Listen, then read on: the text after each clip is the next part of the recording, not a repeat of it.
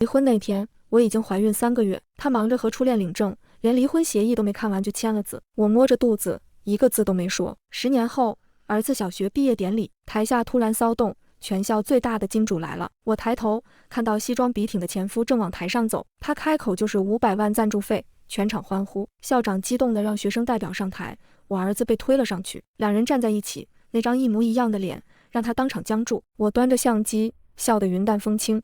签吧。周逸晨把笔丢过来，笔杆撞在红木桌面上，声音很脆。他手腕上的百达翡丽表盘反着民政局顶灯的白光。我看了一眼表盘，下午3点，他4点的飞机要去见许巍。我的视线落回离婚协议、财产分割，城西的房子归我，1辆车，还有500万现金。我逐字逐句的看，很慢。周逸晨的指尖在桌上不耐烦的敲击，赌赌赌，像催命的鼓点。苏晴，你看这些有意义吗？我找律师你的。不会亏待你。他的声音里没有温度。手机在他手边震动，屏幕亮起，来电显示是微微。他拿起手机，走到窗边接电话，声音刻意压低，但喜悦藏不住。快了，我直接去机场，票订好了，放心，乖，等我。他挂了电话，走回来，眉头皱起，看我还没动笔，你到底在磨蹭什么？我翻到最后一页，抚养权部分，上面写着婚内无子女。我的手不自觉地放在小腹上，那里很平坦，还感觉不到任何东西。但医生说他已经3个月了，是个小小的生命。我抬起头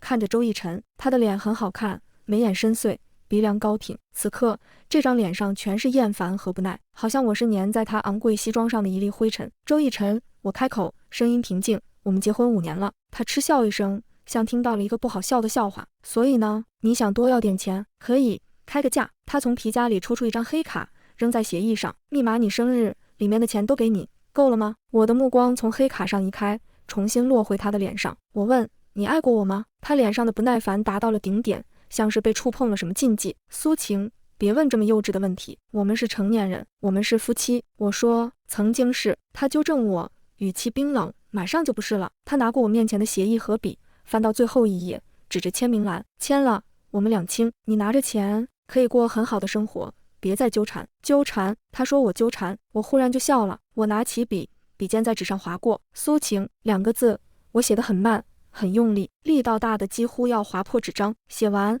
我把协议推给他。好了。他看了一眼签名，脸上露出如释重负的表情，拿起自己的那份，转身就走，没有丝毫留恋。走到门口，他停下脚步，像是想起了什么。他没有回头。那张卡你留着用吧，算是他最后的施舍。门被关上，整个房间只剩下我一个人。我慢慢站起身，走到垃圾桶旁，把那张黑卡扔了进去。然后我走出民政局，阳光刺眼，我抬手挡住眼睛，另一只手紧紧护住我的小腹。周逸晨，我们不是两清，我们才刚刚开始。10年时间像一场漫长的默片。我卖掉了城西那套充满了他和许巍影子的房子，拿着那笔钱加上我的所有积蓄，在一个老城区租了个小门面，开了一家摄影工作室，名字叫时光。苏念出生那天，我一个人在产房里疼了10几个小时。护士问家属在哪里，我说他死了。从医院出来，我抱着襁褓里的苏念回到了工作室楼上的小阁楼。日子很难，给孩子喂奶、换尿布、哄他睡觉，又要抽时间修图、联系客户，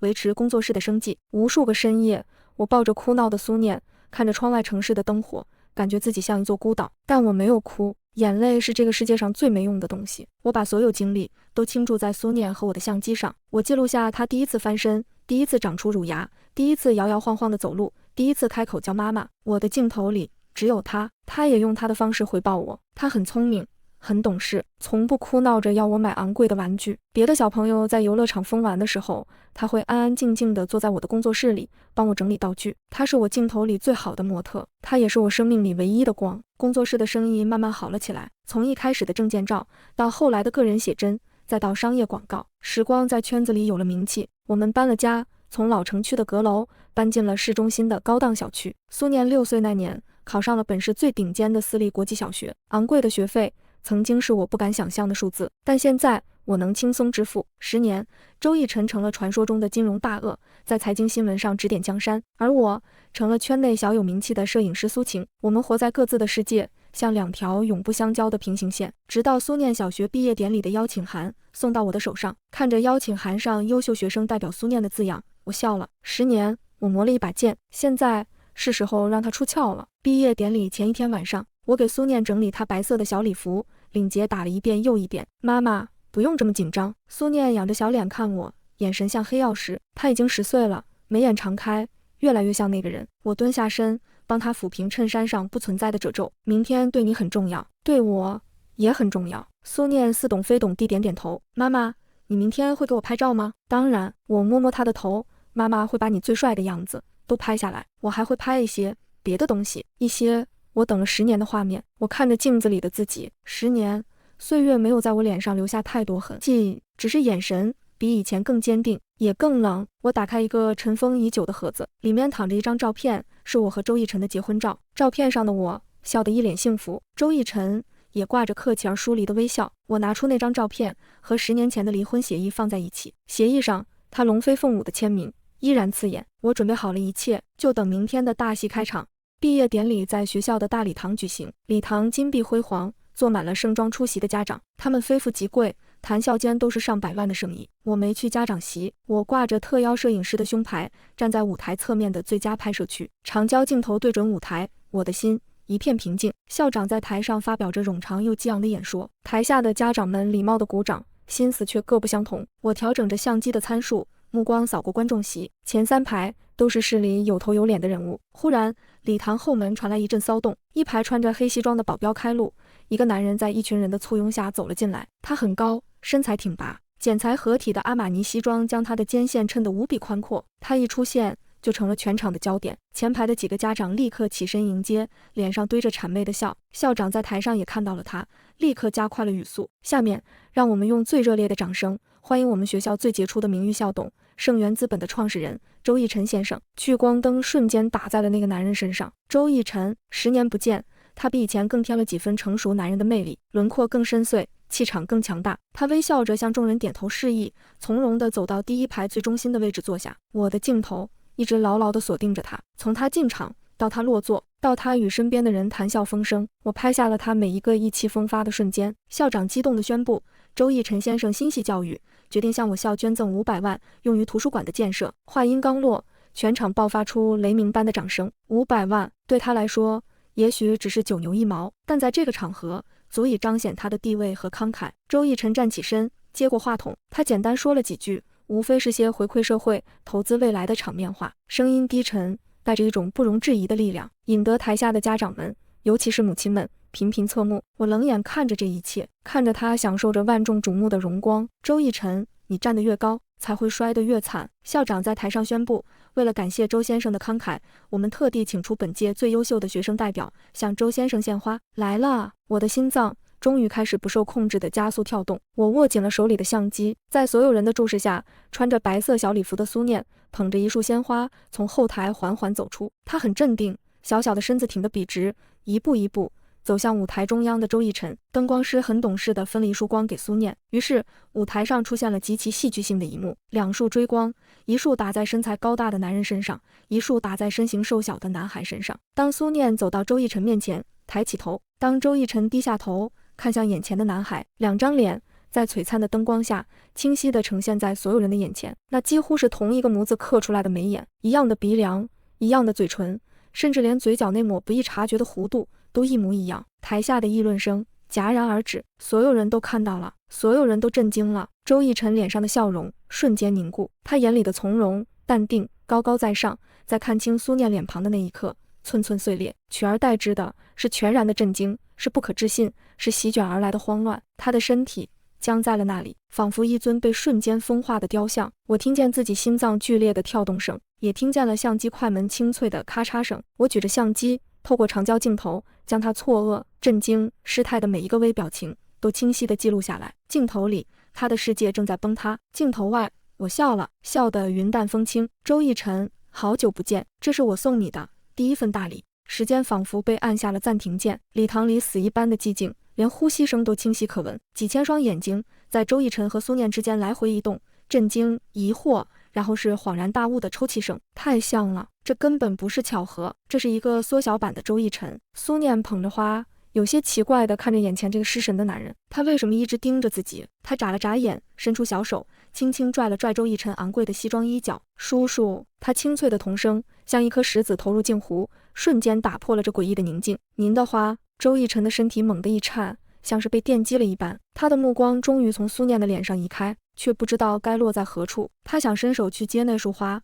可手臂却像灌了铅一样，完全不听使唤。他想开口说话，喉咙里却只能发出呵呵的类似破风箱的声音。站在一旁的校长额头上已经渗出了细密的汗珠。作为一个人精，他瞬间就明白了这其中的惊天内幕。可眼下是毕业典礼，是全校师生和家长都在看着的直播现场，他不能让场面失控。呵呵，周先生可能是看到我们苏念同学太优秀，太激动了。校长干笑着打圆场，一边给周逸晨使眼色，一边试图从苏念手里接过花。来，苏念，把花给校长，我们不能耽误周先生的时间。就在这时，一个尖锐的女声划破了这尴尬的气氛。逸晨，人群中，一个穿着香奈儿套装、妆容精致的女人快步冲向舞台，是许巍，周逸晨的现任妻子。她今天也来了，就坐在第一排的角落，享受着作为周太太的荣光。可现在，她的脸上写满了惊慌和嫉妒。她冲上台，一把将周逸晨从苏念面前拉开，同时用身体隔在两人中间，摆出了一副保护者的姿态。逸晨，你怎么了？是不是不舒服？她关切地问着，眼神却像刀子一样刮向苏念。当他看清苏念的脸时，他脸上的血色唰的一下退得干干净净，他保养得宜的脸上第一次出现了皲裂的痕迹。这是谁家的孩子？他的声音都在发抖。周逸晨像是被他唤回了神智，他猛地抓住许巍的手臂，力道大的让许巍痛呼出声。他是谁？他死死地盯着许巍，又像是在问自己。台下已经炸开了锅。天哪，这孩子跟周总简直一模一样，什么情况？周总不是只有一个女儿吗？跟许巍生的那个，这难道是私生子？10年前周总跟前妻离婚，娶了许巍，时间上这孩子10岁，对得上啊？各种猜测和议论声汇成一股巨大的声浪，冲击着舞台上的每一个人。许巍的脸色越来越白，他知道他和周逸晨今天成了全市最大的笑话。他强作镇定，转身对校长厉声道：校长，这就是你们学校的安保吗？随便什么不三不四的人都能上台冲撞贵宾？他把苏念称作不三不四的人。苏念的小脸瞬间沉了下来，他不喜欢这个用尖锐目光看他的阿姨。他默默地后退一步，站到了离他们稍远的地方，而我在舞台的侧面冷静地按下了最后一次快门。镜头里，周逸晨的震惊，许巍的惊惶，苏念的疏离，校长的尴尬，构成了一幅无比荒诞又真实的画面。够了，今天的目的已经达到了。我放下相机，取下胸牌，穿过混乱的人群，走向舞台。我没有看周逸晨和许巍，我的眼里只有我的儿子。我走到苏念身边，蹲下身，温柔地帮他整理了一下微乱的领结。念念，怕不怕？苏念摇摇头，他看着我，黑亮的眼睛里充满了信赖。妈妈，我们回家吧。好，我牵起他的手，准备带他离开这个是非之地。就在我们转身的那一刻，周逸晨终于从极致的震惊中挣脱出来，他像一头被激怒的野兽，发出一声低吼。苏晴，他喊出了我的名字，声音里带着10分的震惊，9分的愤怒，还有1分连他自己都未曾察觉的恐惧。校长的办公室里，气氛压抑的能滴出水来，百叶窗被拉下，隔绝了外面所有的声音和窥探的目光。毕业典礼被仓促地收了尾，校长亲自将我们请到了这里。苏念坐在我身边的小沙发上，安安静静的，手里捧着一杯果汁。我对面，周逸晨和许巍并肩而坐。10年后的第一次正式会面，竟是在这样的场景下。周逸晨死死地盯着我，眼里的血丝让他看起来有些狰狞，他身上的那份从容和气度早已荡然无存，他像是在审视一个阔别已久的仇人。而他身边的许巍则像一只竖起了所有尖刺的刺猬，他刚刚在外面已经彻底失态，此刻稍微冷静下来，但眼神里的敌意和怨毒却丝毫未减。率先开口的是许巍，他摆出周太太的架子，双手环胸，下巴微抬，用一种施舍的语气说：苏晴，10年不见，你还是这么喜欢耍手段。我没有理他，只是端起面前的茶杯，轻轻吹了吹浮在上面的茶叶。我的无视彻底激怒了他。开个价吧。他冷笑一声，语气里充满了优越感。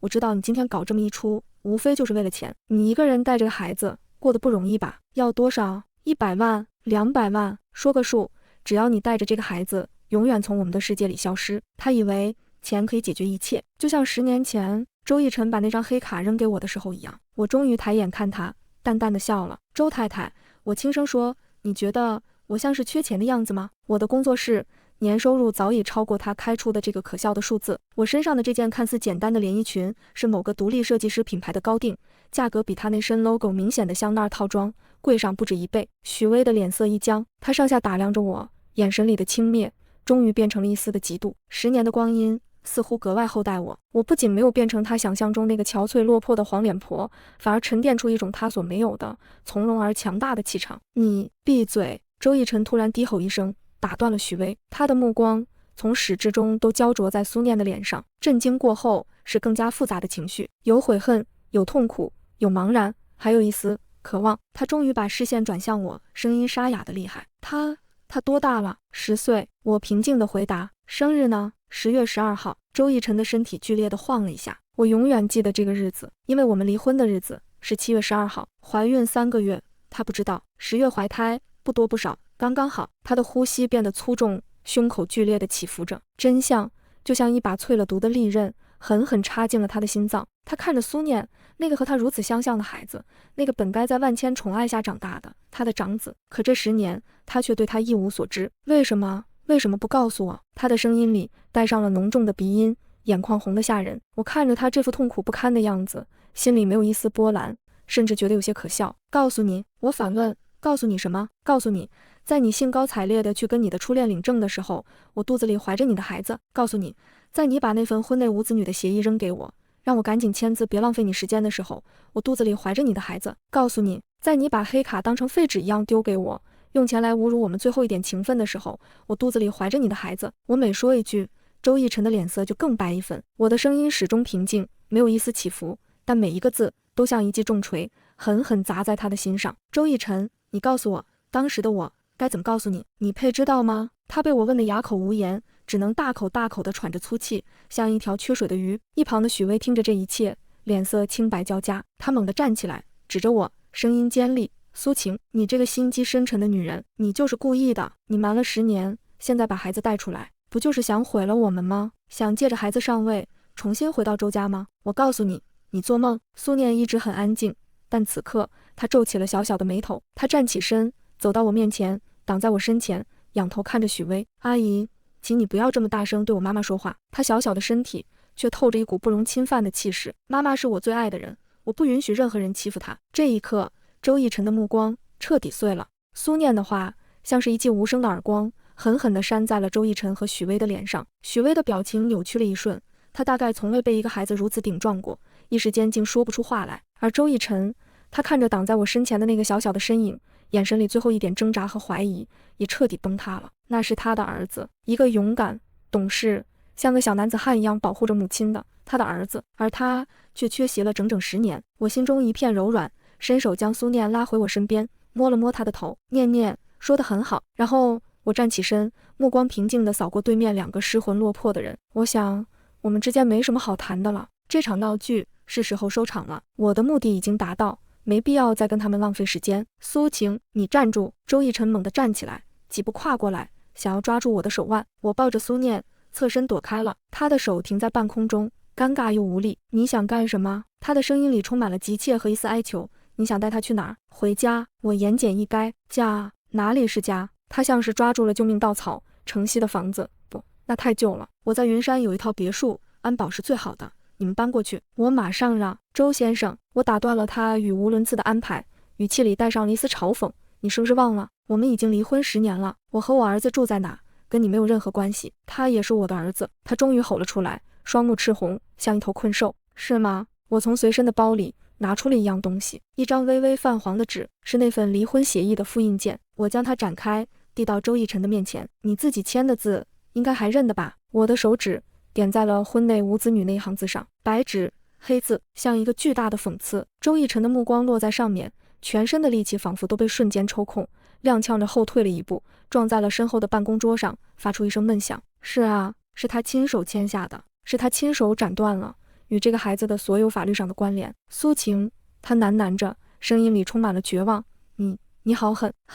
我笑了，笑意却未达眼底。跟你比起来，我差远了。10年前是你逼我签的字，今天我只是把这份协议还给你看而已。我们两不相欠。说完，我不再看他，牵着苏念的手，转身走向门口。妈妈，那个人是我的爸爸吗？回去的车上，苏念靠在我怀里，轻声问。车厢里很安静，只有平稳的引擎声。我知道这一天迟早会来。我摸着他的头发，声音很轻，却很坚定。念念，法律上你只有妈妈，至于血缘，它的意义在于爱和责任。一个缺席了10年的人，不配拥有父亲这个称呼。你只要记住，妈妈会给你双倍的爱，这就够了。苏念在我怀里蹭了蹭，懂事地点点头，我有妈妈就够了。我透过后视镜看到那所金碧辉煌的学校在视野里越来越小，最终消失不见。一场我策划了10年的重逢落下了帷幕，但另一场战争才刚刚开始。校长办公室里，许巍看着失魂落魄的周逸晨，心里的恐慌和愤怒交织在一起。逸晨，你清醒一点。他摇晃着他的手臂，现在怎么办？明天全城的报纸头条都会是盛源资本周逸晨惊现私生子，公司的股价会怎么样？我们家的脸往哪儿放？周逸晨却像没听见一样，他一把推开许巍，跌跌撞撞地冲到窗边，拉开百叶窗。楼下，我的车正缓缓驶出校门，汇入车流。他的手重重地砸在玻璃上。茶，他的声音嘶哑，却带着一股不容置疑的狠厉。给我茶。这10年，苏晴和那个孩子所有的一切，所有，我要知道他们全部的资料，马上。他要的不是清算，而是夺回。周逸晨把自己关在盛源资本顶楼的办公室里，整整24小时，他没有合眼，也没有吃任何东西。落地窗外的城市从白昼到黑夜，再从黑夜迎来黎明，他眼中的血丝也愈发浓重。10年来，他第一次感觉到如此强烈的失控。他建立了一个庞大的金融帝国，习惯了掌控一切，习惯了用数字和金钱去衡量世界的价值。他以为自己是棋手，众生皆为棋子。直到苏念的出现，那个孩子用一张和他几乎一模一样。第一份文件是房产交易记录。离婚后不到1个月，苏晴就卖掉了城西那套他留给她的房子，成交价比市价低了10%，显然是急于出手。他没有丝毫留恋。紧接着是工商注册信息，一家名为时光的摄影工作室，注册在老城区一个不起眼的地址，法人代表苏晴。然后是照片，照片记录了一切。老旧阁楼里，苏晴抱着襁褓中的苏念，脸上带着疲惫，眼神却温柔的能滴出水。工作室里，他一边用电脑修图，一边用脚轻轻晃动着身旁的婴儿摇篮。苏念1周岁生日，母子俩分享着一小块蛋糕，背景是狭小但温馨的出租屋。苏念第一次参加幼儿园运动会，苏晴背着沉重的相机，跟在孩子们后面跑得满头大汗，只为抓拍儿子跨过终点线的瞬间。一张张照片像一把把尖锐的刀，凌迟着周逸晨的心。他错过了孩子的出生，错过了他的第一次啼哭，第一次微笑，第一次蹒跚学步，第一次开口说话。他这个父亲，在儿子最重要的成长岁月里，是一个彻底的、可耻的缺席者。他终于翻到了那张苏念的出生证明复印件，母亲苏晴，父亲那一栏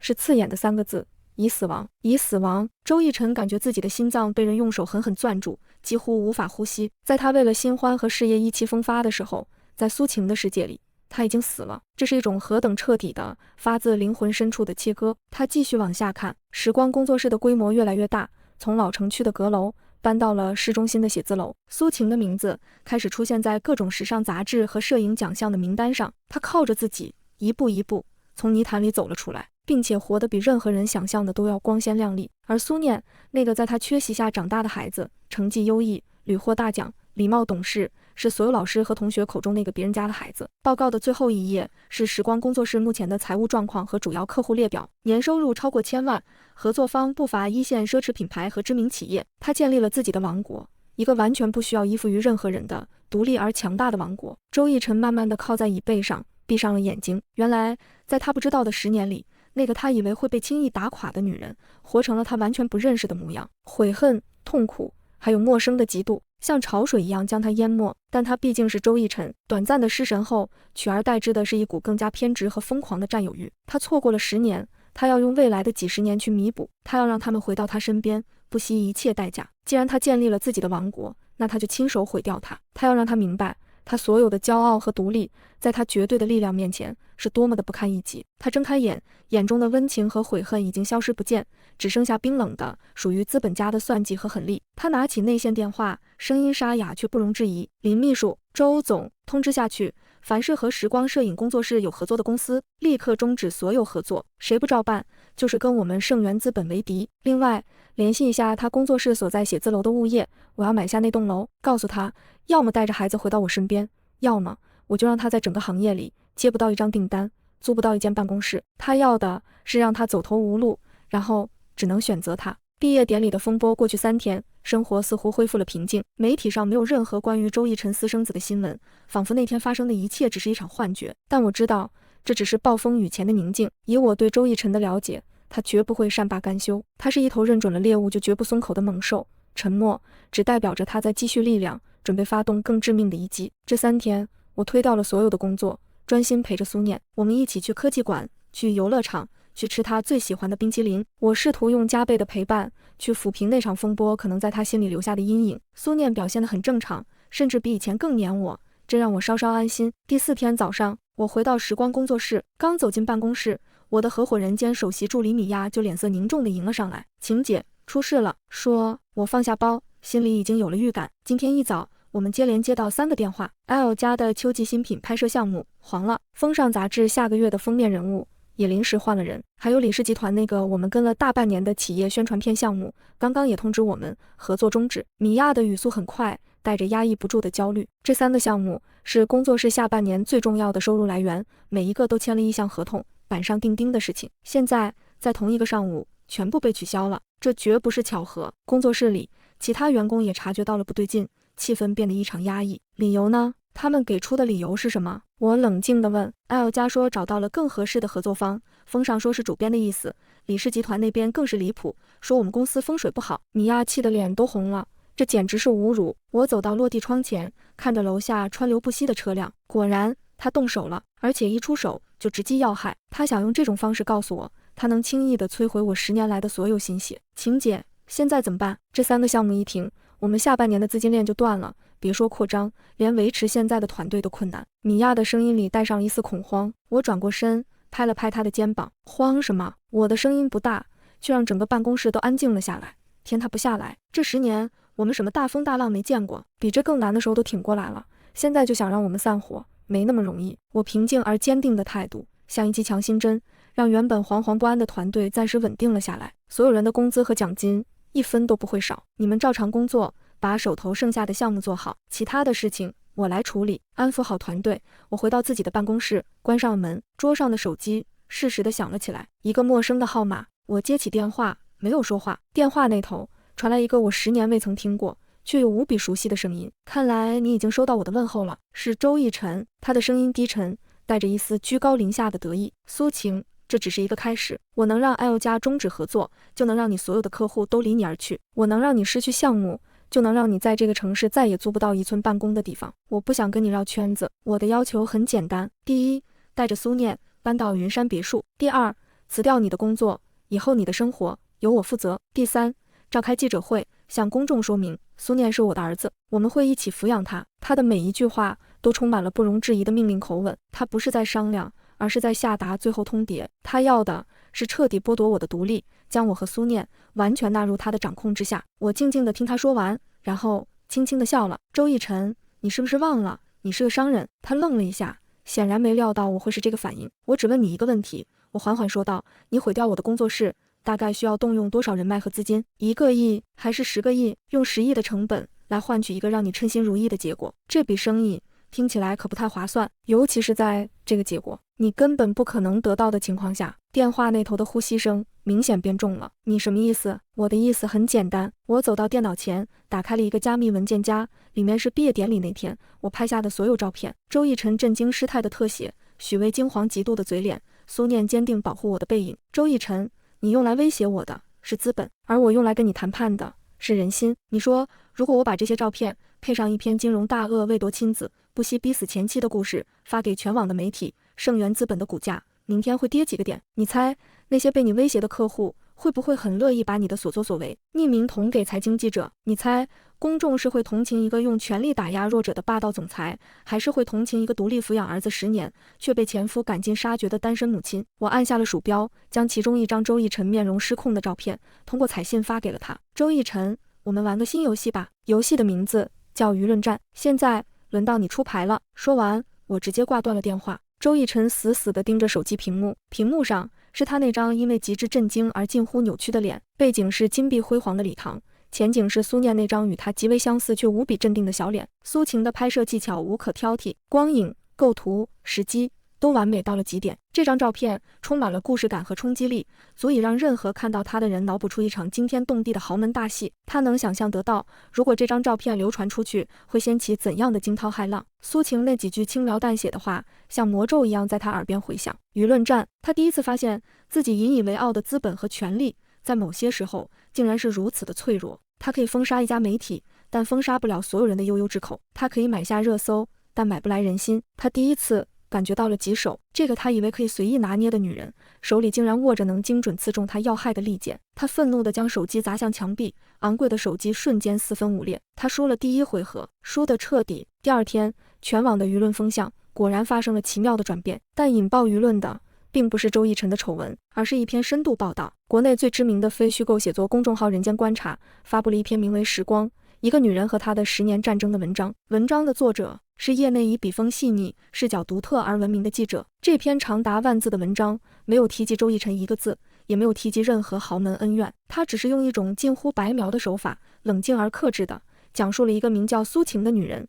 10年来的故事。从一个为爱放弃事业的家庭主妇，到遭遇婚变净身出户，从发现自己怀孕，独自一人在产房签下手术同意书，从在破旧的阁楼里一边奶孩子一边创业，到一步步将时光打造成业内知名的摄影工作室。文章里有大量的细节，比如他为了省钱，连续3个月每天只吃2顿泡面；比如他背着几十斤的摄影器材，带着年幼的儿子，在零下10度的雪山里一拍就是一整天；比如苏念深夜发高烧，他抱着儿子在空无一人的大街上哭着奔向医院。这些细节都来自于米娅，她是我最信任的伙伴，也是我这10年唯一的见证者。这篇文章是我让他联系那位记者，并授权他讲述的，当然隐去了所有关于周逸晨的个人信息，只将他定义为前夫。文章的配图也极具匠心，有时光工作室从简陋到华丽的变迁，有苏念从婴儿到少年的成长记录，有苏晴在各种艰苦环境下工作的背影。最后一张配图是毕业典礼上我为苏念整理领结的那张侧影，照片里我蹲在地上，仰头看着我的儿子，眼神里是倾尽所有的温柔和骄傲。标题图说写着：你是我用10年青春磨砺出的最锋利的剑。这篇文章在短短几个小时内阅读量突破1000万，刷爆了所有人的朋友圈。没有狗血，没有撕扯，只有一个女性在遭遇背叛和困境后，凭借自己的坚韧和专业，完成了一场华丽的自我救赎。她成了无数女性心中的榜样，坚韧、独立、强大、专业。评论区里是清一色的敬佩和支持，这才是真正的大女主，靠自己活得比谁都漂亮。看哭了，一个女人能有多强大？看完这篇文章就知道了。突然好想知道那个瞎了眼的前夫现在是什么表情，他是肠子都悔青了吧？求8时光工作室，我要去拍写真，支持姐姐搞事业。舆论彻底倒向了我这一边，我的工作室电话被打爆了，预约拍摄的客户排到了明年。那些被周逸晨威胁取消合作的品牌方、公关部门的电话也被愤怒的网友们打爆了。我坐在办公室里，平静地看着这一切，这就是我想要的。我不需要扮演一个受害者去博取同情，我要让所有人看到我的价值，我的专业，我的不可替代。我要让周逸晨明白，我苏晴不是他的附属品，更不是他可以随意揉捏的软柿子。傍晚，我的手机再次响起，还是那个号码。我接起，这次我先开口：周总，对我今天的回礼还满意吗？电话那头是长久的沉默，然后传来周逸晨压抑着滔天怒火，却又不得不妥协的咬牙切齿的声音：苏晴，你赢了。谈判的地点我定在了一家不对外开放的私人茶馆，古色古香的庭院，流水潺潺，环境清幽，适合谈一些见不得光的事情。我提前半小时到了，为自己点了一壶顶级的金骏眉。当周逸晨推门走进包厢时，我面前的茶已经喝了一巡。他换下了一身紧绷的西装，穿了件深灰色的羊绒衫，试图营造一种温和的假象，但他眼中的红血丝和紧抿的嘴唇还是暴露了他内心的焦躁。他没有带许巍，也没有带助理，一个人来的，这说明他终于肯放下他那可笑的总裁架子，准备进行一场平等的对话了。他在我对面坐下，沉默地看着我为他倒了一杯茶，琥珀色的茶汤在精致的白瓷杯里微微晃动。苏晴，他终于开口，声音比电话里更加沙哑。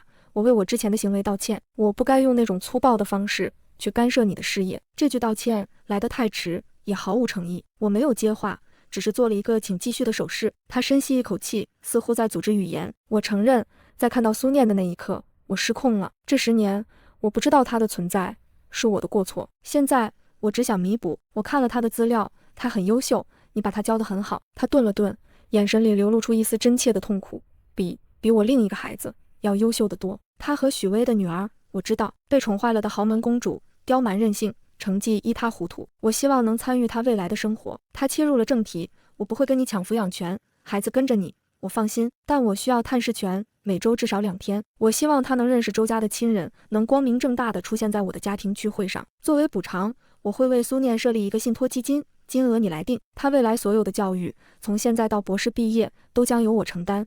我会为他请全世界最好的老师。盛源资本10%的股份，我会现在就转到他的名下。他抛出了他的筹码、金钱、资源、地位，还是老一套。他以为这些东西足以买到他想要的父子亲情。我慢慢放下茶杯，杯底与桌面碰撞，发出一声轻响。周逸晨，你好像没明白。我看着他，一字一句地说道：我今天肯出来见你，不是来听你开条件的，我是来拒绝你的。他的瞳孔猛地一缩。苏念的生活里不需要一个叫周逸晨的父亲，他现在拥有的一切都是我给的，也都是他自己努力得来的。我们过得很好，不需要你的补偿。你的股份、你的基金、你的所谓豪门资源，对我们来说一文不值。他气得胸口起伏。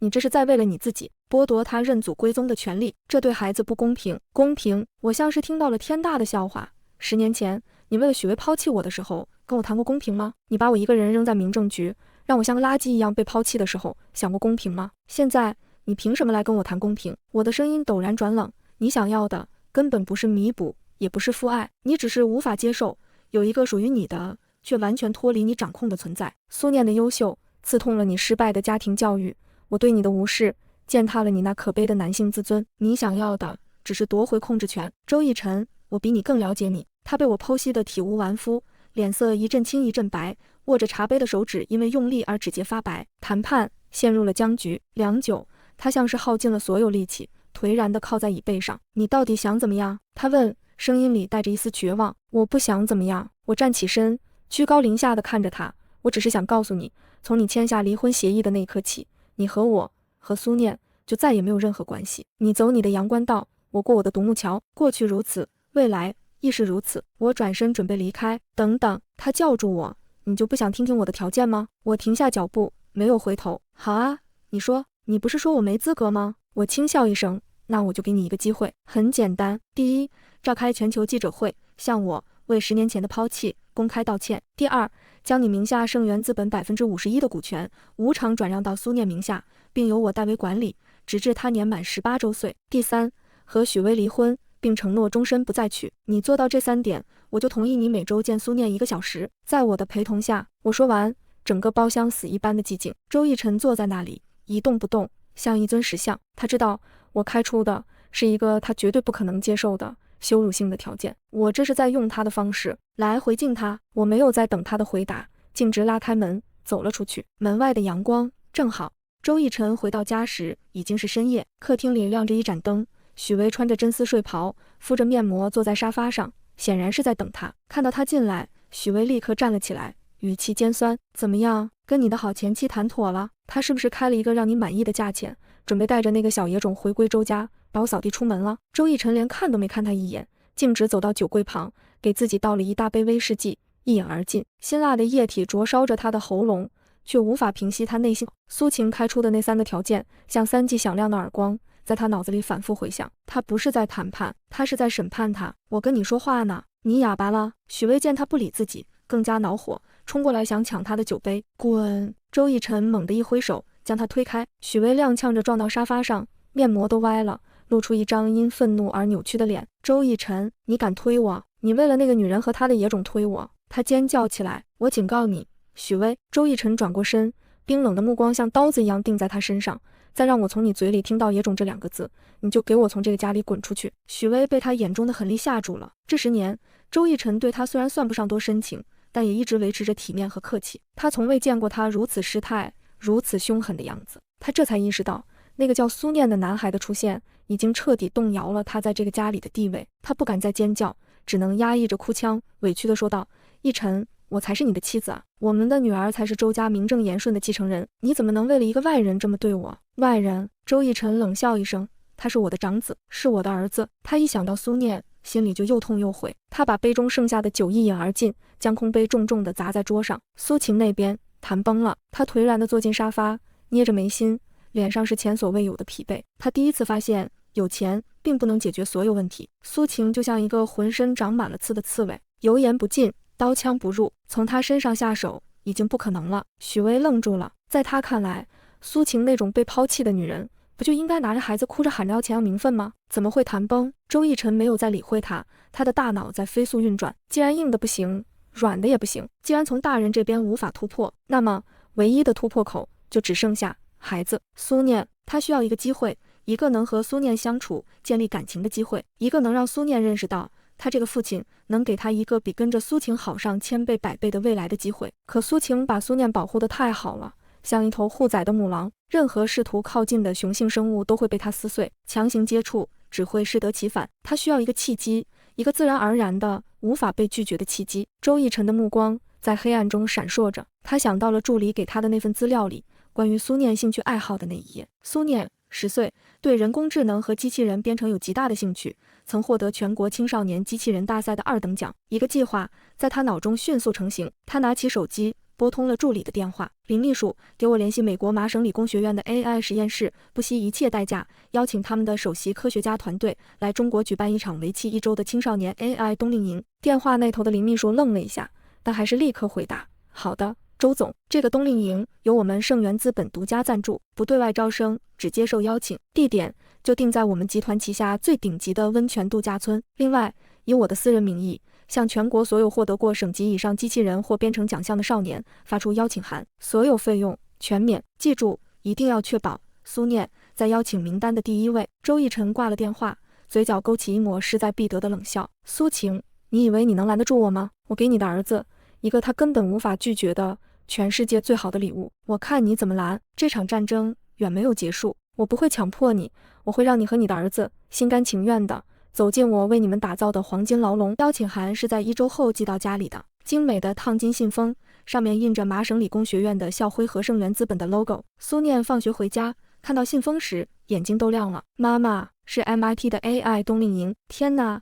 带队的是丹尼尔教授，他是我的偶像。他兴奋地拆开信，小脸因为激动而涨得通红。信中详细介绍了冬令营的内容，为期7天，全封闭式教学，由 MIT 人工智能实验室的顶尖科学家团队亲自授课，还有机会接触到全球最前沿的机器人技术。这对任何一个热爱编程和机器人的孩子来说都是无法抗拒的。苏念举着邀请函，满眼期待地看着我。妈妈，我能去吗？我真的太想去了。我看着他闪闪发光的眼睛，心里却是一片冰冷。周逸晨，这手牌打得真漂亮。他知道我可能会拒绝他给的任何物质上的东西，但唯独不会，也不忍心去拒绝一个关乎我儿子梦想和未来的机会。他没有给我拒绝的余地。如果我阻止苏念去，那我就会成为那个扼杀孩子梦想的坏人，甚至会在苏念心里埋下一根刺。如果我让苏念去，那就正中他的下怀。全封闭式的冬令营，在一个由他完全掌控的度假村里，整整7天，他有无数种方法去接近苏念，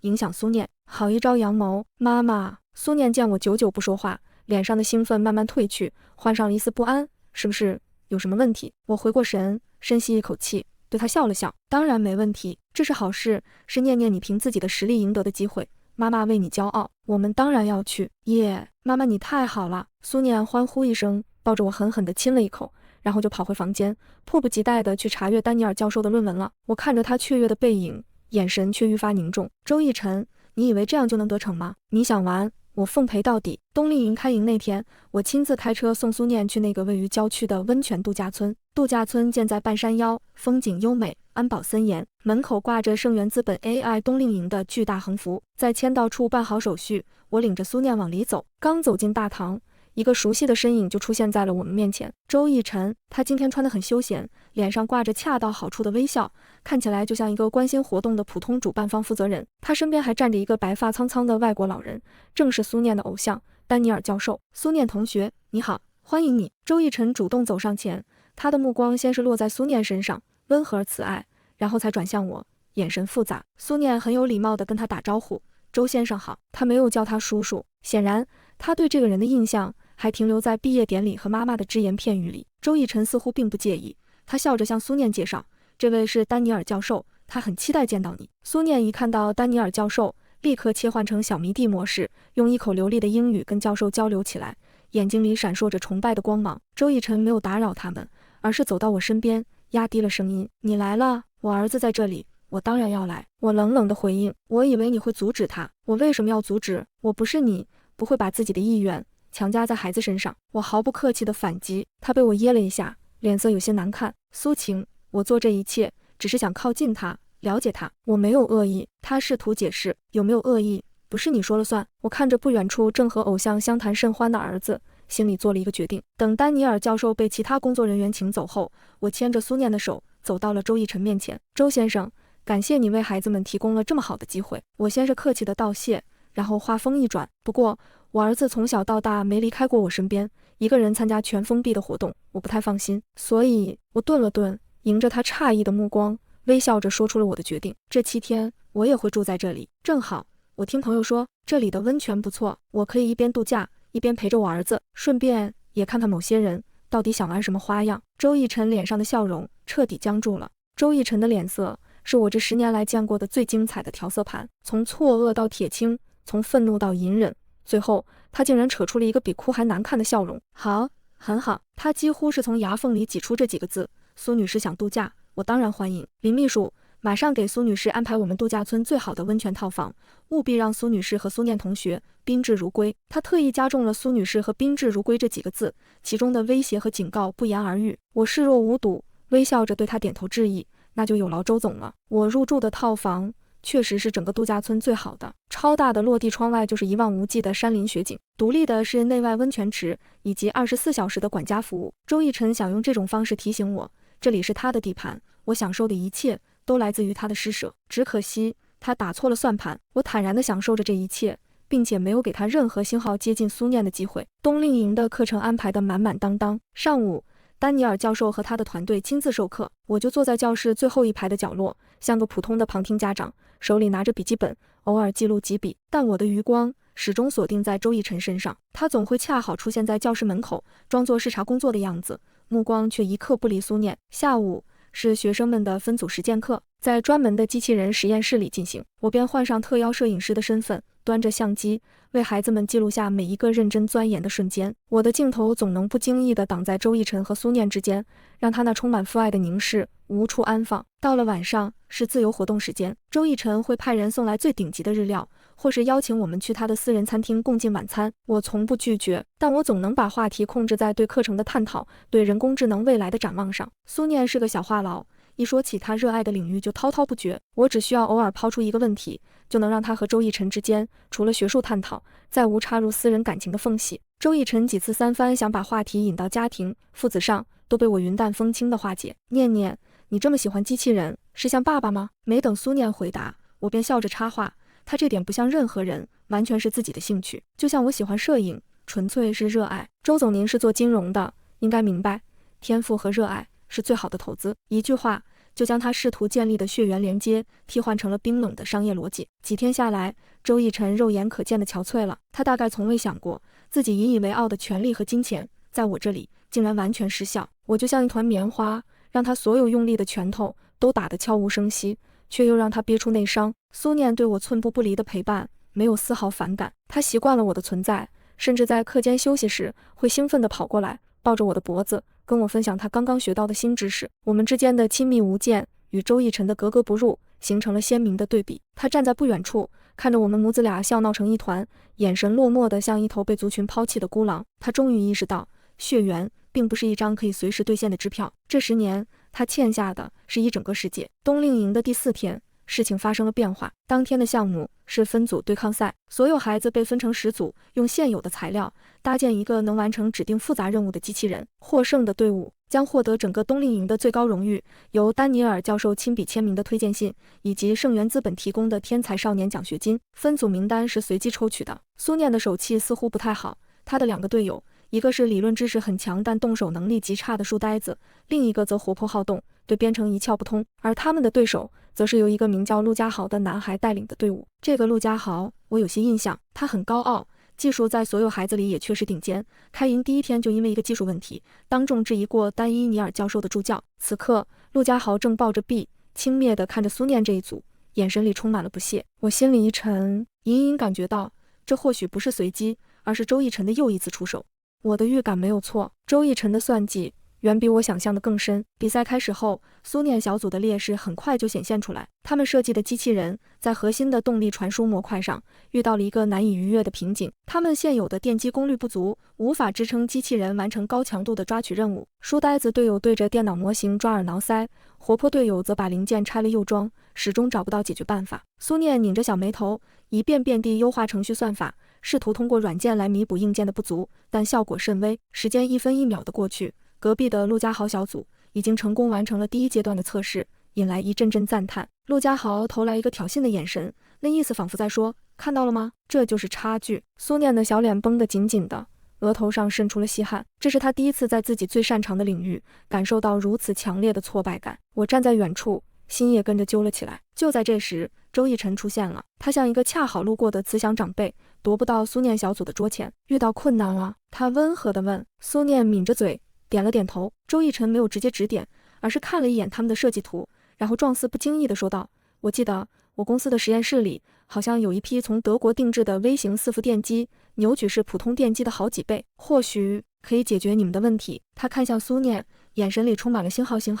怎么样？需要我让人送过来吗？这一刻，我终于明白了周逸晨的全部计划。他故意给苏念安排弱的队友，制造一个靠苏念自己无法解决的困境，然后他再以救世主的姿态出现，提供一个只有他才能给予的碾压性的资源优势。他要让苏念明白一个道理：你的天赋和努力固然重要，但没有我这个父亲的财力和资源，你的梦想将处处碰壁。他要用这种方式，在苏念的心里种下一颗名为依赖的种子。这是一个无比阴险的阳谋。我看到苏念的眼睛里闪过了一丝挣扎和渴望。对于一个痴迷技术的孩子来说，那种顶级的硬件有着致命的吸引力。我握紧了拳头，指甲深深地陷入了掌心。周逸晨微笑着，等待着苏念向他求助，等待着他计划中最关键的一步达成。然而，苏念在沉默了几秒钟后，却抬起头，摇了摇头：“谢谢您，周先生，但是比赛规则是只能使用现场提供的材料。”他的声音不大，但异常坚定：“如果用了您的东西，就算赢了也不公平。”周逸晨脸上的笑容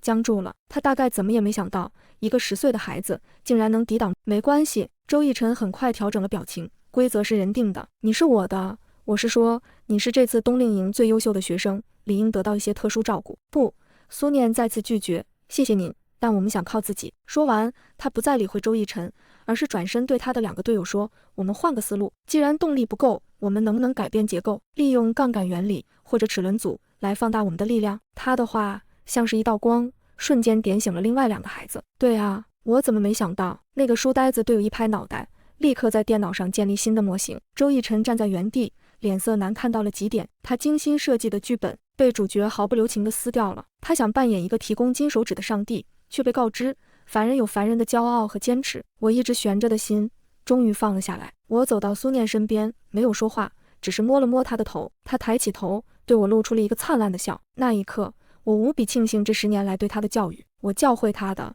不只是知识，更是严格和不屈的脊梁。最终，比赛结束，苏念的小组没有拿到冠军，陆家豪的队伍凭借着完美的表现，毫无悬念地赢了。但在最后的颁奖环节，丹尼尔教授却在公布冠军后，特意把苏念请上了台。老教授拿着话筒，用欣赏的目光看着苏念，对台下所有人说：“今天我看到了很多天才，他们完美地完成了任务，但还有一个孩子，让我看到了比天赋更可贵的东西，那就是创造力和解决问题的智慧。”苏念同学在硬件条件远不如对手的情况下，他没有放弃，而是巧妙地利用了杠杆和多级齿轮组结构，完成了80%的任务。他的设计充满了想象力。记住，孩子们，丹尼尔教授的目光扫过全场，顶级的资源可以让你走得更快，但只有创新的思维才能决定你最终能走多远。全场响起了热烈的掌声，比给冠军的掌声还要持久。苏念站在聚光灯下，小小的身子挺得笔直。我看到台下的周逸晨脸色阴沉的能滴出水来，他输了，输得一败涂地。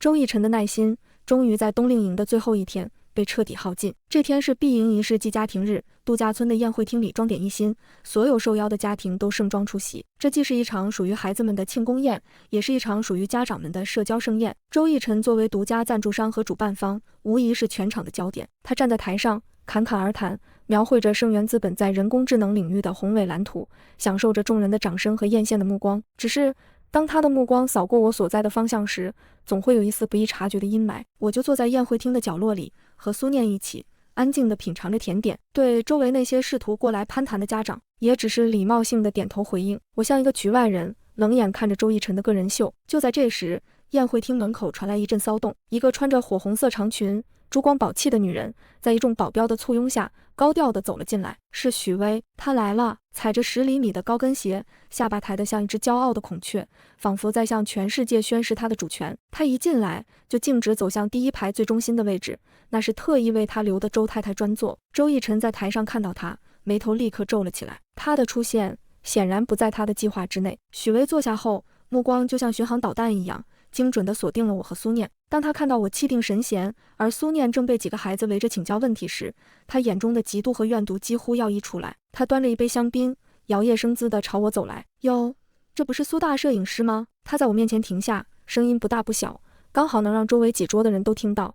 听说你这几天在这里度假，住的还习惯吗？逸晨就是心善，对前妻都这么照顾，不像某些人离婚了还带着孩子到处纠缠。他的话刻薄又恶毒。苏念听到了，他停下和同学的交谈，走到我身边，用警惕的目光看着许巍。我拍了拍苏念的手，示意他安心，然后抬起头对许巍微微一笑。是啊，周总确实心善，我慢条斯理地说道，毕竟能让他抛弃妻子的，想必是了不得的真爱。周太太，你说是吗？我直接揭开了他最难看的伤疤。许巍的脸色唰的一下变得惨白，端着酒杯的手都开始发抖。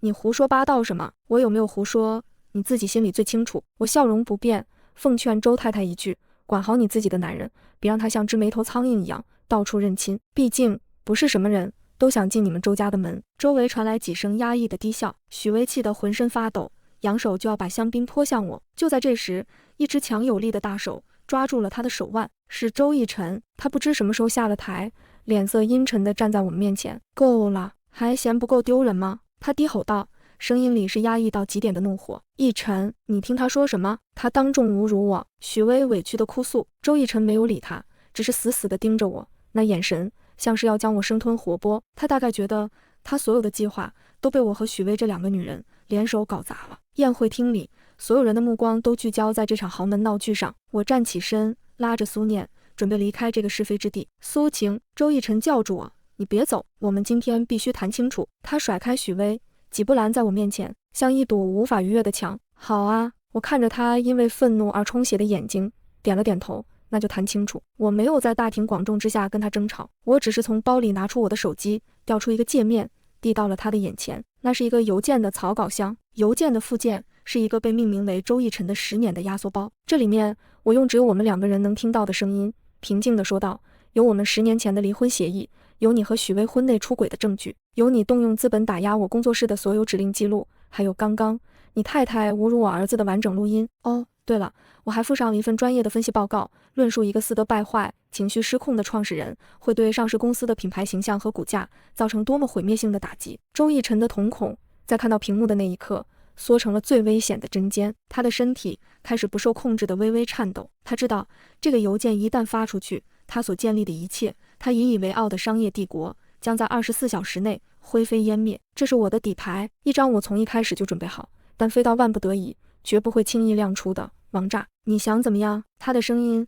嘶哑的像是砂纸在摩擦。我的条件很简单。我收回手机，看着他的眼睛，一字一句：签一份协议，协议内容只有一条，你周逸晨自愿放弃对苏念的所有权利，包括但不限于抚养权、探视权、继承权。从此以后，你和你的家人永远不得以任何形式出现在我们母子的生活中。你签了这封邮件，就永远只是一个草稿。周逸晨，你的帝国和你的儿子，你只能选一个。现在到你做决定的时候了。我站在他面前，看着这个曾经让我仰望，又将我狠狠踩在脚下的男人，第一次露出了全然绝望和被打败的神情。这场持续了10年的战争，终于迎来了最后的终局。整个宴会厅静得能听见冰块在酒杯里融化的声音，几百道目光像探照灯一样聚焦在这个小小的角落，聚焦在对峙的3人身上。许巍的脸色惨白如纸，他看着周逸晨，又看看我，嘴唇哆嗦着，却一个字也说不出来。他引以为傲的周太太身份，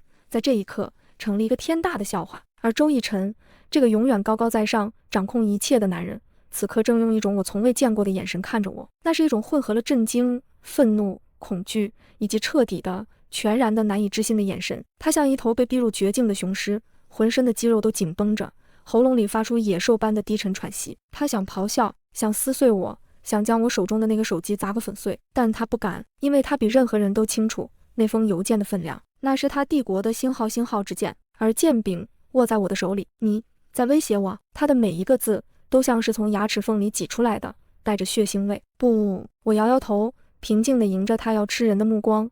我不是在威胁你，周逸晨，我是在给你一个选择，一个你10年前就该做的选择。我的声音很轻，却像一把手术刀，精准地剖开他伪装多年的外壳，露出里面早已腐烂的内里。他想要这个儿子，想要这个能彰显他优良基因、弥补他家庭教育失败的完美继承人，但他更想要他的帝国，想要他用10年青春和无数不光彩的手段建立起来的属于他的王国。他什么都想要，可这个世界上没有那么便宜的事。时间1分1秒的过去，宴会厅里的气氛压抑到了极点，人们交头接耳，窃窃私语，猜测着这场豪门大戏的走向。周逸晨的额头上渗出了细密的汗珠，他的呼吸越来越重，胸口剧烈地起伏着。我知道他的内心正在进行着一场天人交战，他骄傲的自尊和他冰冷的理智在进行着最后的厮杀。最终理智占了上风，他毕竟是一个商人，商人最懂得权衡利弊，最懂得如何做出对自己最有利的选择。为了一个他不曾养育过，也根本无法掌控的儿子，去赌上自己全部的身家和名誉，这笔买卖不划算。他缓缓地闭上了眼睛，当他再次睁开时，眼中所有的情绪，愤怒、不甘、挣扎全都褪去，只剩下了一片死寂的冰冷的灰，那是彻底认输的颜色。好，他只说了一个字，这个字却仿佛抽空了他全身的力气，他整个人都像是被抽掉了几两骨，微微佝偻了下来。10年了，这个不可一世的男人终于在我面前低下了他高傲的头颅。许巍听到这个好字，身体猛地一晃，几乎要栽倒在地。他知道一切都完了，周逸晨选择了他的帝国，而他以及他所代表的周家成了那个被舍弃的代价。我没有丝毫的意外，也没有一丝的喜悦，这一切本就在我的预料之中。我收回手机，将那封邮件连同那个压缩包一起彻底删除。明天上午9点，我的律师会把协议送到你的办公室。我看着他，就像在看一个陌生人。我希望在我律师离开之前能看到你的签字。说完，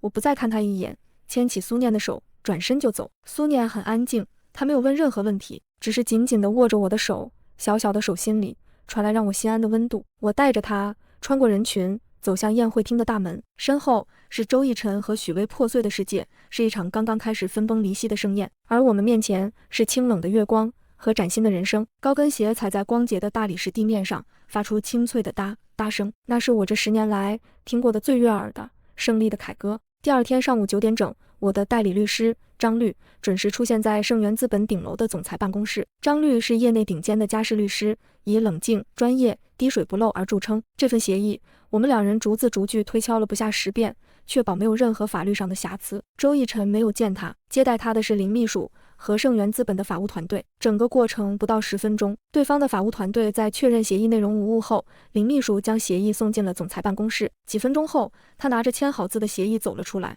一式2份。周逸晨的签名龙飞凤舞，力道却似乎有些不稳。张律仔细核对签名，确认无误后，将其中一份收进公文包，然后与对方握手告别，全程没有一句多余的废话。上午9点20分，张律的电话打了过来：“苏女士，事情办妥了，辛苦了，张律，分内之事，恭喜你。”张律的声音里也带上了一丝由衷的敬佩。他处理过无数豪门恩怨，却从未见过像我这样赢得如此彻底、如此漂亮的。挂了电话，我正坐在时光工作室的窗边，喝着一杯热咖啡。冬日的阳光透过玻璃窗照进来，暖洋洋的。我拿起手机，删除了周逸晨的那个号码，然后我打开电脑，将那个我准备了很久、命名为战争的加密文件夹拖入了回收站，点击了永久清除。长久以来压在我心头的那块巨石终于被彻底搬开，我感到一种前所未有的轻松和自由。这场我用10年青春作为赌注的战争终于画上了一个圆满的句号。我赢了，不是因为我逼着周逸晨签下了那份协议，而是因为从今往后，我的人生将再也与那个男人无关，我的世界将彻底清静。晚上我亲自下厨，做了一大桌苏念爱吃的菜。吃饭的时候，苏念放下筷子，认真地看着我：“妈妈，那个周先生以后不会再来找我们了吧？”他问。孩子的心思远比大人想象的更敏感。这几天的风波，他虽然嘴上不说，但心里一定充满了各种各样的疑问和不安。我放下碗，摸了摸他的头，决定和他开诚布公地谈一次。念念，还记得妈妈跟你说过的吗？法律上你只有妈妈。他点点头，那个周先生在血缘上是你的父亲，但是他在你出生前就放弃了作为父亲的责任，这10年来他也没有尽过任何一天的义务，所以他不配拥有父亲这个称呼。前几天发生的一切只是妈妈在处理一些历史遗留问题，现在问题已经彻底解决了。我看着他的眼睛，一字一句清晰而坚定地告诉他，从今天起，他以及他所有的家人都不会再出现在我们的生活中，我们的世界只有我们2个人。苏念的眼睛里慢慢地漾起了一层水光，她没有哭，而是站起身走过来，张开小小的手臂，紧紧地抱住了我的脖子。妈妈，她的声音闷闷的，带着一丝哽咽，谢谢你。我不知道她这句谢谢里包含了多少复杂的情绪，或许是谢谢我保护了她，或许是谢谢我给了她一个清静的世界，或许是谢谢我从未放弃过她。我回抱着她小小的温暖的身体，心里一片柔软。傻孩子，妈妈不保护你，保护谁呢？那个周末，关于盛源资本的几条新闻悄无声息地登上了财经版的角落。盛源资本创始人周奕辰与妻子许薇协议离婚，后者将分得一笔巨额财产，但放弃所有股权。盛源资本董事会结构微调，周奕辰先生仍为第1大股东，掌控力不变，一切都处理得非常低调迅速，没有引起任何大的波澜。周奕辰保住了他的帝国，而我保住了我的全世界。1周后，我向工作室的全体员工宣布放1个月的带薪长假，然后我订了2张飞往新西兰的机票。我问苏念想不想去看看世界上最干净的星空，他用力的点头，眼睛里闪烁着期待的光。是时候了，是时候带着我的宝贝去看看这个广阔而美好的世界，一个没有仇恨，没有算计，只有阳光、牧场和星空的世界。又是10年，时光荏苒，岁月如梭。瑞士洛桑联邦理工学院全球顶尖的人工智能年度峰会现场，一个身形挺拔、面容俊朗的年轻男人正站在台上，用一口流利自如的英语向台下来自世界各地的顶尖科学家和投资人展示着他的最新研究成果，一个基于情感计算和自主学习的全新 AI 交互模型。他叫苏念，20岁，是这所顶尖学府里最年轻的博士生，也是整个 AI 领域最耀眼的新星。他自信、沉稳，谈吐风趣，眼神里闪烁着对科学纯粹的热爱和智慧的光芒。他的每一次阐述都能引来台下阵阵赞叹和掌声。我坐在第1排的观众席里，穿着一身剪裁得体的米白色长裙，手里拿着一台小巧的徕卡相机，镜头始终追随着台上的那个身影。我的脸上带着无法掩饰的骄傲和欣慰。这20年，我见证了他所有的成长，从那个在机器人大赛上坚持原则的倔强少年，到如今在世界顶尖舞台上侃侃而谈的青年科学家。他长成了我所期望的最好的模样。而我，时光工作室早已成为国内乃至亚洲最顶尖的商业摄影机构，但我已经很少亲自长镜了，更多的时间是作为一名自由摄影艺术家，在世界各地旅居创作。我的作品在全球各大美术馆展出，获得过无数国际大奖。人们称我为用光影书写灵魂的诗人。我们母子俩都活成了自己最想成为的样子。演讲结束，苏念在雷鸣般的掌声中走下台，径直向我走来。他接过我手中的相机，另一只手极其自然地牵起我的手，就像小时候一样。妈妈，我刚才表现得怎么样？有没有给你丢脸？他笑着问，眼神清澈，一如当年。当然没有，你是我最大的骄傲。我帮他理了理微微有些歪的领带。就在这时，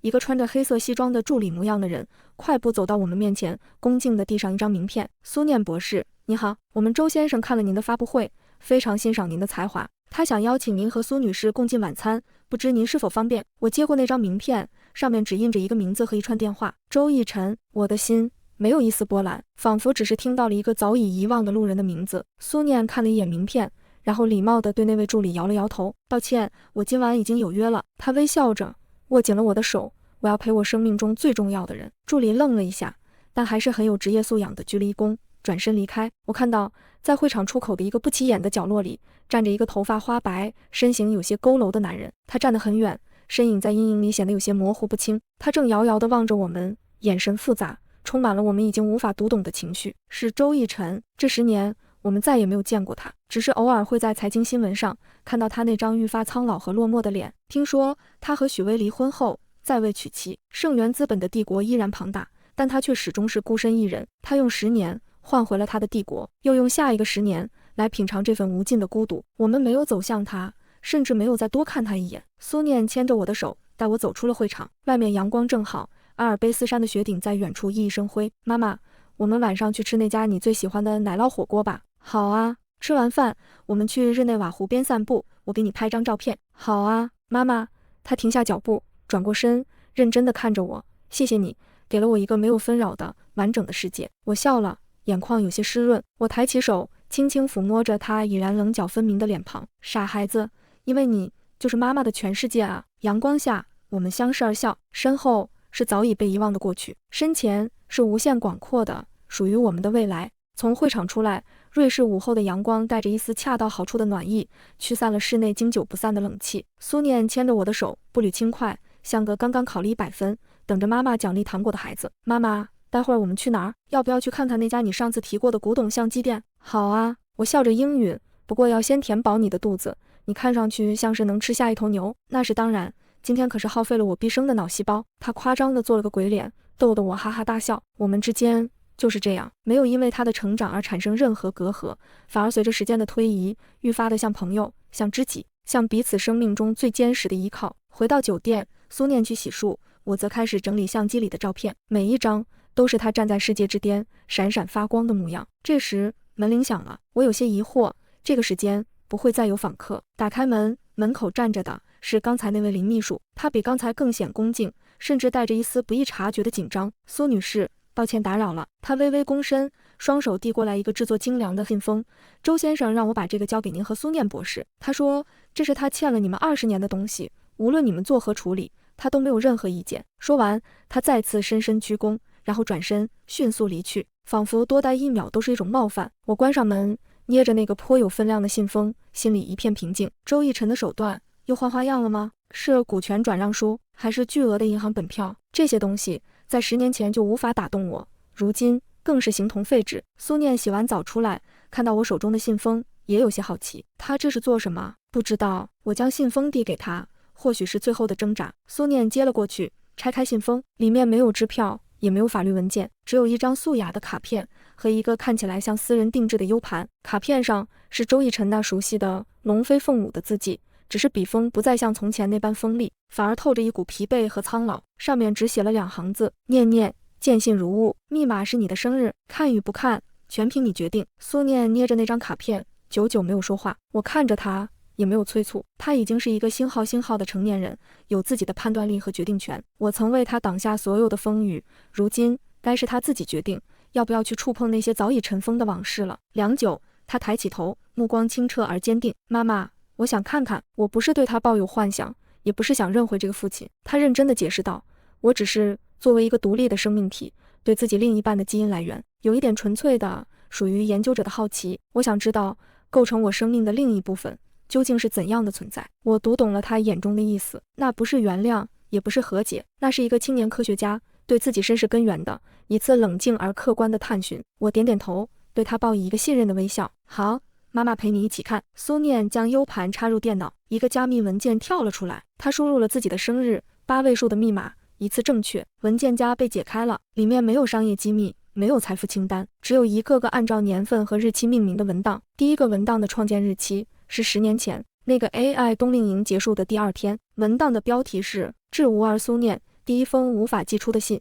我和苏念并肩坐在电脑前，房间里只剩下鼠标滚轮滑动的声音。那些以无法寄出的信为题的文档，像一部漫长的默片，在我们面前徐徐展开。记录者是周逸晨，时间跨度整整10年。第一封信写于那个冬令营之后，字里行间充满了不甘、愤怒和对自己计划失败的烦躁。他大段地剖析自己错在哪里，咒骂我的顽固和苏念的不识抬举，一个典型的控制欲爆棚的霸道总裁，在遭遇滑铁卢后的无能狂怒。看到这里，苏念的嘴角撇了撇，显然对此嗤之以鼻。接下来的几封信风格大抵如此，他尝试了各种方法，试图从商业上、从舆论上、从苏念的兴趣爱好上寻找突破口，但每一次都被我提前预判并一一化解。他的信就像一份份失败的商业复盘报告，充满了算计和冰冷的得失分析。转折点发生在大约1年后，那一天的文档里，他第一次没有谈论计划和输赢。他写道，今天我又看了一遍《时光》那篇文章，第17遍。林秘书说我魔怔了，或许吧，我只是想不明白，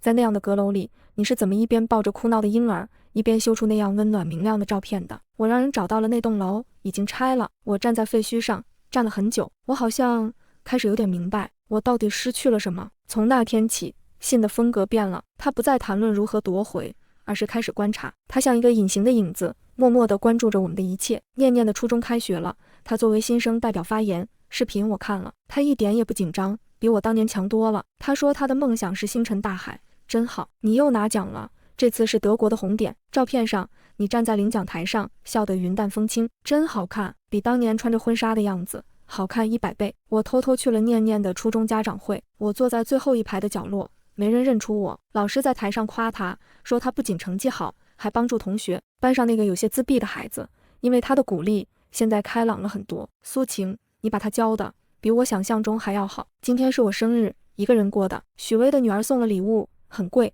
但我知道那是他管助理要钱买的。我忽然很想知道，念念会送你什么礼物？他是不是也像小时候一样，会给你画一幅画，或者做一个小手工？他像一个最卑微的暗恋者，窥探着我们生活的点点滴滴，用文字记录下他所有的羡慕、嫉妒、悔恨和骄傲。他不再称呼我为那个女人，而是你。他不再称呼苏念为那个孩子，而是念念或者吴尔。越往后，他的文字越平和，也越苍老。他写他如何与许巍离婚，如何清理公司的蛀虫，如何一个人在偌大的办公室里对着我们的照片发呆。他写他开始反思自己的人生，反思金钱和权力的意义。最近的一封信是在这次峰会之前，明天我就能亲眼见到他了，不是通过照片，不是通过视频，而是活生生的站在世界顶尖舞台上的他。我不敢奢求他会认我，甚至不敢奢求他会跟我说一句话。我只是想去看看我此生最得意的作品，看看你用20年心血浇灌出的那棵挺拔的大树。苏晴，谢谢你，谢谢你当年没有告诉我。如果当时我就知道它的存在，我一定会用最错的方式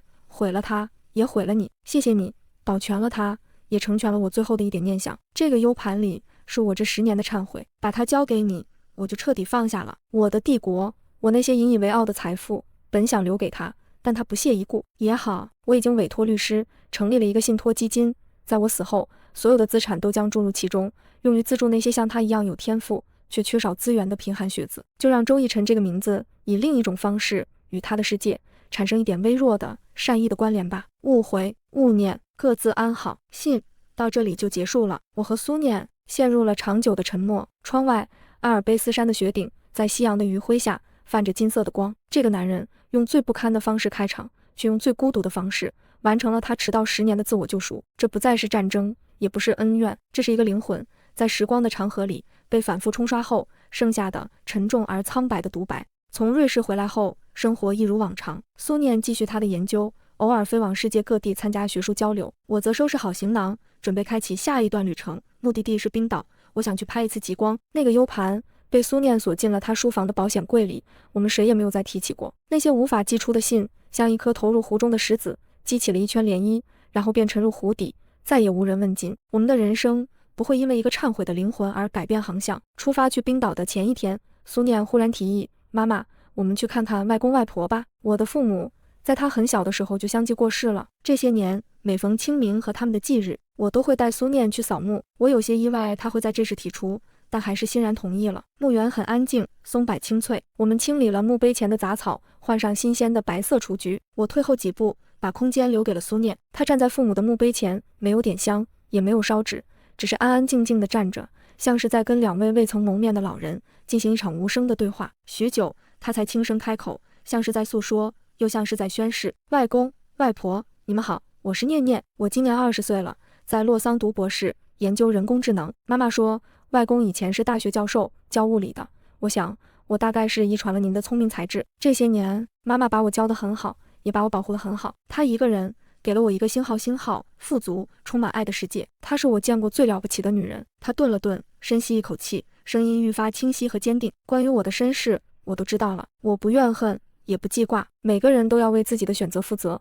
他选择了他的路，而我有我和妈妈的路。我姓苏，随妈妈的姓。我是苏家的孩子，是你们的外孙。我的根在这里，在妈妈的身边，这就够了。你们放心，以后我会像妈妈保护我一样去保护她。我会让她成为这个世界上最幸福的女人。说完，她对着墓碑深深地鞠了3躬。阳光透过树叶的缝隙，斑驳地洒在她年轻的挺拔的背影上，镀上了一层温暖的金边。那一刻，我站在她身后，看着这个由我一手抚养长大的男人，心中充满了前所未有的安宁和圆满。我的儿子，他真正的长大了。他不仅拥有了足以傲视同儕的智慧和才华，更拥有了一颗成熟、通透、懂得感恩和担当的心，它是我这一生最完美的作品。回程的路上，我的手机震动了一下，是一条即时新闻推送，标题很醒目：盛源资本创始人周奕辰宣布辞去所有职务，将超1000亿个人资产全部注入启明星慈善基金会。新闻里说，这个基金会将由专业的国际信托机构管理，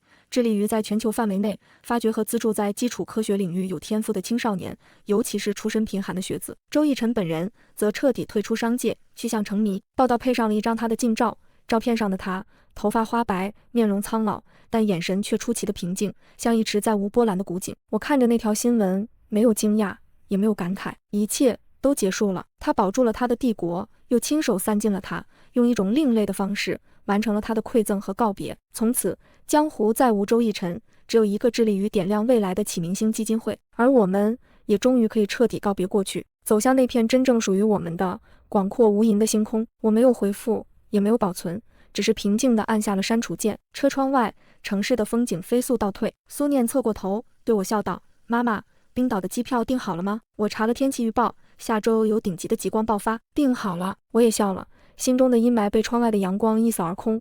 我们去看世界上最美的风景。